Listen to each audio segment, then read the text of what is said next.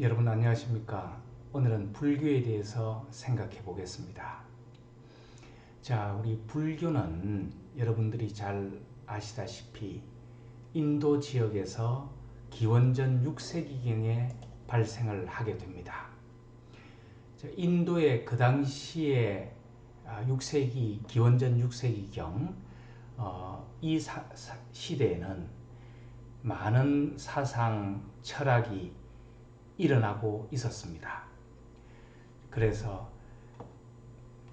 삶과 죽음에 대한 여러 가지 이론, 또 철학, 종교, 또 한 스승을 중심으로 하는 문화생, 집단 이런 것들이 많이 있었다고 합니다.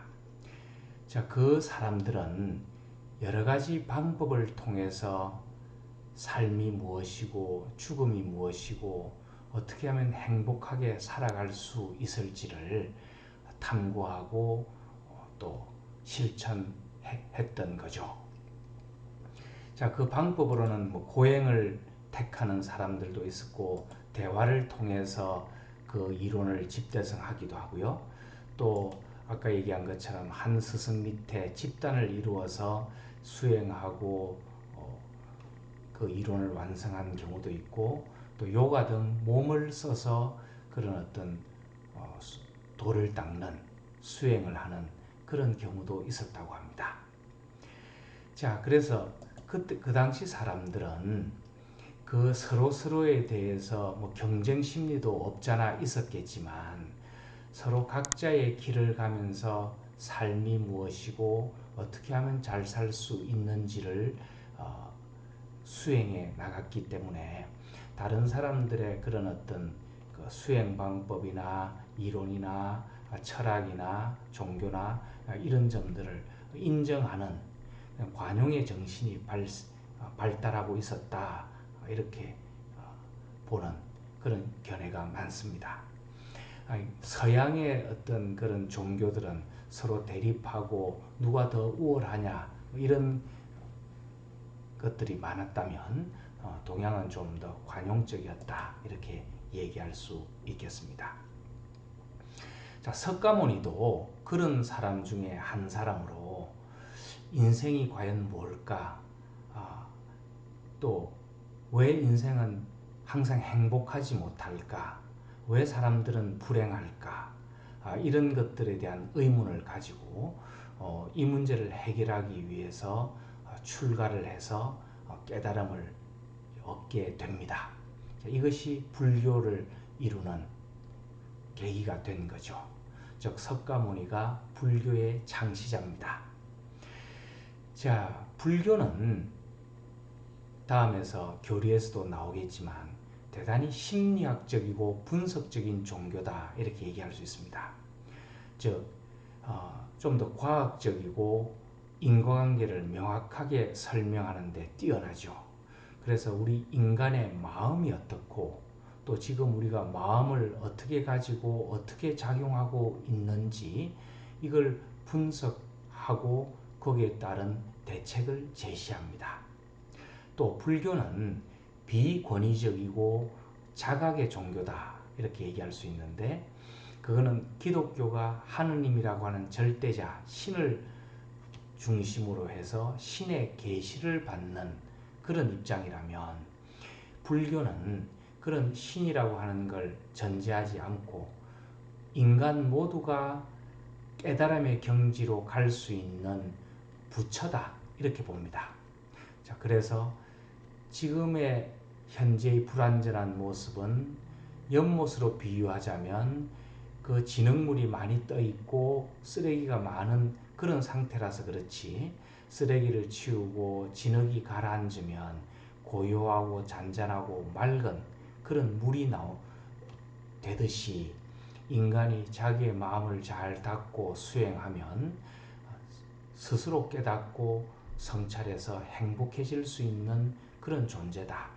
이렇게 보는 의미에서 자각의 종교다. 이렇게 얘기할 수 있습니다. 그 다음에 불교는 좀 현실적이고 실제적인 종교다. 이렇게 얘기할 수도 있는데 여기서 현실적이고 실제적인 종교라고 하는 의미는 기독교도 물론 현실적이고 실제적인 종교죠. 우리 실생활에 많은 도움을 주고 또 많은 그 빛이나 어떤 길을 제시해 주는 거지만 좀 신비적인 요소가 덜하다 하는 거죠. 기독교는 하느님이라고 하는 절대자, 무한자, 신 여기에서 어떤 작용이 나오기 때문에 인간이 이해할 수 없는 그런 신비적인 요소들이 많이 있고 그런 것들을 또 얘기를 하는데 불교는 거기에 비해서는 그런 요소들은 적고요. 우리 마음자리가 지금 어떻고 우리는 어떤 수행을 거쳐서 내 마음을 편안하게 하고 가라앉히고 내 마음을 들여다보고 내가 지금 이런 상태니까 어떤 상태로 나아가면 되겠다 하는 걸 제시하는 그런 의미에서 현실적이고 실제적인 종교 그리고 마지막에는 그래서 인간은 무한히 행복해질 수 있는 존재다. 이런 걸 제시한다는 점에서 현실적이고 실제적인 종교다. 이렇게 얘기할 수 있습니다. 또 불교가 강조하는 건 수행이죠. 그래서 그 목표인 그 내용도 물론 얘기를 하지만 그거는 그냥 가만히 있다고 이루어지는 것이 아니고 나의 각고의 노력, 매일매일의 노력, 꾸준한 수행 이런 것들이 있어서 그걸 통해서 우리는 거기에 이를 수 있다 하는 점에서 수행의 종교 이렇게 얘기할 수 있습니다. 자, 다음으로 이제 그 불교의 창시자인 석가모니, 이 석가모니에 대해서 좀 살펴봅니다. 자, 불교의 창시자인 석가모니는 그 속명은 고타마 시타르타 하는 왕자입니다. 그 당시에 인도는 약 16개국 정도의 나라들이 분할돼서 존재하고 있었습니다. 자, 그 중에서도 인도 북부 지역에 크지 않은 나라 카필라 왕국이라고 하는 그 왕국의 왕자로 태어납니다. 자, 그래서 그 왕자로 태어나서 어머니는 6일 만에 죽게 되고 그 아버지는 이 고타마 시타르타가 그 왕국들을 통일하는 대제국을 형성하는 훌륭한 왕이 되었으면 좋겠다 이런 바람을 가지는 거죠. 자, 이런 환경 속에서 고타마 시타르타는 왕자로서 아주 유복한 생활을 합니다. 먹을 것도 풍부하고 좋은 옷 입고 좋은 집에서 자기가 누릴 수 있는 어떤 즐거움, 쾌락 이런 속에서 건 30년을 살아갑니다. 자, 그러면서 결혼도 해서 아들도 낳고 그야말로 외부적인 조건은 완전하다 싶을 정도로 좋은 환경에서 이제 행복하게 그 마음이 다 행복하지는 않았겠지만 어쨌든 편안하게 잘 살아갑니다. 그러다가 30살이 다 되어서 왕궁 밖을 나가보게 됩니다. 그 왕궁 밖을 나가본 고타마 시타르타는 엄청난 충격을 받게 되는 거죠. 모든 사람들이 자기처럼 좋은 옷 입고 맛있는 거 먹고 즐거움 속에서 쾌락을 누리면서 살아가는 줄 알았는데 나가보니까 너무나 빈곤하고 늙고 병들고 고통 속에서 신음하는 그런 어떤 그 일반 민중들, 서민들 이런 사람들을 보고 큰 충격을 받습니다. 자, 그러면서도 또 한편 어느 문을 나섰더니 거기에는 또 인생의 진리를 깨닫고자 고행을 하고 있는 수행자도 만나게 됩니다.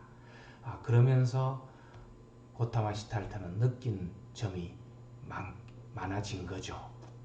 저렇게 사람들은 왜 불행하게 살아갈까? 그리고 저 사람들은 저 수행이라는 걸 통해서 인생의 행복을 얻고자 하는데 저 세계는 어떨까?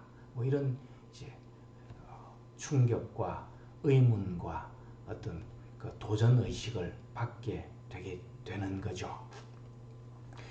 그래서 고타마 시타르타는 인간은 왜 행복하지 못할까? 왜 불행할까? 이 문제를 해결해야 되겠다. 이렇게 마음먹고 왕궁을 벗어나서 출가를 하게 됩니다. 그 아버지의 바램도 버리고 그 부인과 아들도 버리고 성 밖으로 나가는 거죠. 일화에 의하면 고타마 시달타가 왕궁 밖으로 나가기 직전에 자기의 부인과 그 부인이 안고 있는 아들의 모습을 보고 그 자고 있는 부인을 깨워서 간다고 얘기를 할까 뭐 이런 생각을 하다가 그렇게 되면 그 가족의 어떤 품을 떠날 수가 없을 것 같아서 그냥 되돌아서 말을 타고 성 밖으로 나갔다 이런 얘기를 합니다. 자, 어쨌든 대단한 결심을 하고 대단한 실천력을 보인 거죠. 자, 그래서 이제 뭐 이거는 제 생각입니다만은 그 대단한 용기가 과연 어디서 나왔을까? 우리 모두는 우리 인생을 어떻게 하면 잘 살 수 있을까? 이런 어떤 그 도를 닦고자 하는 또 어떤 빛을 보고자 하는 그런 이제 욕심이라 그럴까요? 그런 마음은 다 있지만 거기에 따르는 어떤 결단력, 실천력 이런 것들이 이제 부족해서 이런 성인들처럼 하지는 못하고 있는 건데 이 고타마 시달타는 그 좋은 환경을 버리고 고행의 길로 나아가는 거죠. 자, 이런 것도 어떻게 보면 왕궁이라고 하는 데서 완전한 건 아니지만 행복을 맛보고 또 그 마음속에 사람을 사랑하는 사랑이나 자비심도 있었겠죠. 자, 그런 어떤 그 부유한 환경에서 태어난 또 좋은 어떤 정서가 이런 그 수행의 길로 이끈 또 하나의 조그만 원동력이 될 수도 있었겠다 이런 생각도 듭니다. 자, 그래서 가난한 집에서는 영웅이 나오고 부잣집에서는 성인이 나온다 뭐 이런 얘기도 있습니다. 어쨌든 그런 어떤 좋은 환경에서 자라면서 좋은 감정을 가지고 좋은 정서를 가지고 있었기 때문에 오히려 더 인간의 행복에 대해서 도전해보고 수행해보고자 하는 그런 결단력이 나올 수도 있었겠다 하는 생각을 합니다. 어쨌든 고타마 시달타는 극단적인 풍요 속에서 극단적인 궁핍함 속으로 들어가는 거죠. 그러면서 그 6년여의 생활에서 얼마나 많은 경험을 하고 또 어떻게 보면 고초도 겪고 그 목숨이 이제 끊어질 것 같은 그런 어떤 극단적인 고행 속으로도 들어간 거죠. 한편으로 가서 명상도 해봤다가 또 요가도 했을 거고요. 또 어떤 그룹을 만났더니 그 사람들은 고행을 하는 겁니다. 자기 몸을 학대를 하는 거죠. 며칠간 먹지 않는 건 물론이고 자기 몸을 이렇게 어렵게 만들어서 정신이 일깨워지도록 그렇게 하는 수행 방법을 취하는 사람들도 만납니다. 하지만 고타마 시달타는 이런 그냥 의미 없는 고행 또뭐 의미가 전혀 없지는 않겠지만 고행만으로 뭐가 깨달아지는 건 아니다 이런 판단을 하고 그 사람들하고도 결별을 하게 됩니다. 자, 그러다가 6년의 수행 끝에 보리수 나무 밑에서 마지막 명상에 들어가는 거죠. 그 참선을 통해서 깨달음을 얻습니다. 그래서 그 엄청난 희열이나 기쁨이 그 마음속에 찾아오게 된 거죠. 그러면서 인간은 누구나 수행하면 부처가 될 수 있다. 이런 판단을 했는데 석가모니는 이 그런 어떤 기쁨, 희열, 인생의 어떤 참된 어떤 세계 이걸 발견하고 자기만 이걸 그냥 가지고 있을까 이렇게 생각하다가 다른 고통받는 사람들을 위해서도 이걸 퍼뜨리기로 마음먹고 신앙 공동체를 만듭니다. 그래서 이제 불교라고 하는 것이 시작이 된 거죠. 석가모니의 가르침을 적은 그 당시에 적은 기록물은 없고요. 이제 구전으로 내려오다가 이제 후에 불경으로 집대성이 된 거죠. 자, 이런 어떤 그 고타마 시탈타, 그 다음에 석가모니, 이제 석가모니라고 이름 붙여진 건 깨달은 자, 이런 그 인도 말을 한자로 음역한 거죠. 그런 어떤 석가모니의 어떤 훌륭한 면모, 이걸 살펴보면 여러 가지로 뭐 말할 수 있겠지만, 첫째로 용기 이런 거 얘기할 수 있겠죠, 그죠? 아까 얘기한 것처럼 그런 어떤 그냥 가만히 있어 자기는 잘 살 수 있는데 그걸 다 버리고 인생의 진리를 위해서 극단적인 어떤 궁핍함 속으로 그 뱀이 그죠? 우글거리는 그런 밀림 속에서 또 굶어 죽을 것 같은 마지막 순간까지도 자기를 몰아넣으면서 그런 상태로 가는 그런 어떤 결단, 용기, 그야말로 죽음도 불사하겠다는 수행 정신이죠. 자, 그 다음에 또 중간에 이런 얘기도 나옵니다. 어떤 스승을 만났는데 그 스승이 하고 교류를 하다가 나중에 거기서 인생의 길이 보일 것 같지 않아서 그런 스승과도 또 결별하는 그런 어떤 그 용기도 이제 나타납니다. 두 번째, 실천력. 이 극도의 수행을 하기 위해서 어쨌든 포기하거나 쉬지 않습니다. 우리가 좀 힘들고 하면 아유, 내가 이렇게까지 해야 되나, 뭐 이 정도만 해도 되지 않나 하는 게 있는데, 그죠? 그걸 극복하고 자기가 합당하다고 생각하면 요가를 하면 요가를 하고, 또 단식을 하면 단식을 하고, 명상을 하면 명상을 하는 그런 실천력을 끝까지 보여준 거죠. 그러니까 우리는 생각은 하면서도 이렇게 발을 내딛거나 또 그걸 지속하는 실천력이 부족한 것이 이제 우리 성인과 좀 다른 부분인데, 우리도 그런 것들을 본받아서 내가 해야 될 일이면 어렵더라도 지속해 나가는 그런 실천력을 갖추면 좋겠죠. 그 다음에 순수한 구도정신. 이걸 이제 어떤 좋은 걸 시작했다가 시간이 지나면서 그것이 이제 변질되는 경우가 많은 거죠. 왜 초심을 잃지 마라 뭐 이런 얘기 하지 않습니까? 그런 것처럼 한번 구도정신을 내세웠다가도 중간에 다른 길로 빠지는 경우들이 많죠. 그런데 석가모니는 그 구도정신의 순수한 구도정신을 한 번도 포기하지 않고 다른 어떤 유혹이 오거나 다른 길로 조금 내가 편할 수 있음에도 불구하고 마지막 인생의 어떤 그 길, 세계, 이걸 발견할 때까지는 다른 옆길로 가지 않고 오로지 그 길에 가기 위해서 구도를 하는 그런 어떤 순수함이 눈에 이제 돋보이는 거죠.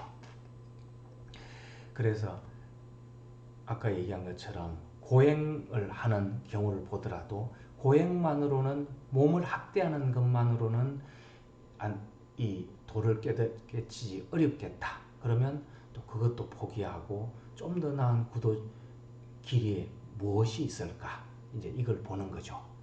그 다음에 또 6일간 그 사탄의 유혹을 받습니다. 마지막 6일 깨달음을 얻기 직전에 엄청나게 많은 그 사탄, 우리 동양식으로 귀신, 또 인도식으로 마라, 이렇게 얘기할 수 있는데 그 유혹이 엄청나게 다가옵니다. 그런 거 보면 좀 기독교하고도 공통점이 있는 것이, 예수도 공생활을 시작하기 전에 40일간 단식을 하면서 광야에서 수행을 할 때 엄청난 사탄의 유혹을 받습니다. 우리가 뭐 흔히 알고 있는 사람은 빵만으로 살 것은 아니고 하는 것도 사탄의 유혹을 받으면서 한 말이거든요. 네가 그렇게 하느님의 아들이면 이 돌을 빵으로 바꿔봐라. 뭐 이런 사탄의 유혹, 또 뭐 세상을 주겠다. 또 네가 여기 뛰어내리면 천사들이 바친다니까 그렇게 해봐라. 뭐 이런 유혹들을 많이 하는데 물리치듯이 석가모니도 마지막 그 말아들이 나타나서 엄청나게 헛갈리게 하고, 이렇게 하면 네가 더 잘 살 수 있고 쾌락을 누릴 수 있고 뭐 이런 잡스러운 어떤 유혹을 많이 하는데, 그런 것들을 다 이겨내는 거죠. 그래서 그 깨달음을 얻게 되는 거죠. 그 다음에 이제 자비심. 석가는 다른 성인과 마찬가지로 종교에서는 사랑, 자비심 이제 이걸 강조를 하거든요. 그런데 뭐 말로 강조를 하는 것이 아니고 석가모니는 그 존재로서 마음으로 정말 자비심을 품은 거죠. 아까 얘기한 것처럼 30이 다 돼서 왕궁 밖으로 나가서 그 고통받고 신음받는 사람들의 모습을 보고 마음이 너무 안 된 거죠. 왜 이 사람들은 이렇게 살아야 될까? 왜 인간은 행복하고 웃으면서 기쁨을 안고 살아가지 못하고 이렇게 고통받아야 될까? 그 안타까워하는 마음이 자비심이죠. 공자가 얘기한 측은지심이고, 그죠? 예수가 말하는 사랑이고, 다 같은 말이죠. 그래서 살아있는 모든 것은 행복했으면 좋겠다 하는 게 불교에서 흔히 말하는 내용입니다. 석가모니도 그랬고, 최근에 우리 불교의 그 법정 스님 같은 큰 스님들도 그런 책도 쓰기도 했죠. 그 책 내용 속에서 살아있는 모든 것은 행복했으면 좋겠다 하는 거죠. 그러니까 나와서 보면 사람들은 어떤 가족 간의 다툼으로, 가난으로, 너무 또 부유해서 권태로워서, 그죠? 또 누구한테 학대를 받아서 매를 맞아서, 뭐 우리 주위에는 너무나 어렵고 힘든 사람들이 많이 있다는 거죠.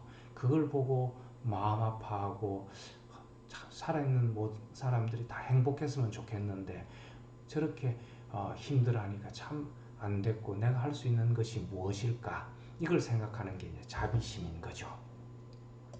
그래서 석가모니는 자기가 깨달음을 위해서도 물론 출가를 했지만, 또 그 마음 속에는 내가 깨달음을 얻어서 다른 사람들도 다 같이 행복했으면 좋겠다 하는 마음이 분명히 들어있을 겁니다. 그리고 깨닫고 난 이후에도 나만 이런 기쁨이나 희열을 간직할 것이 아니고 이 다른 사람에게도 이걸 전파해 줘야 되겠다, 이렇게 마음먹은 거죠. 그래서 처음 신앙 공동체를 만든 것이 아까 말한 육체적인 학대를 하는 사람들을 만나서 내가 깨달은 바를 얘기를 한번 해보겠다, 이렇게 하고 그 사람들의 얘기를 해서 그 사람들이 제자가 된 거죠.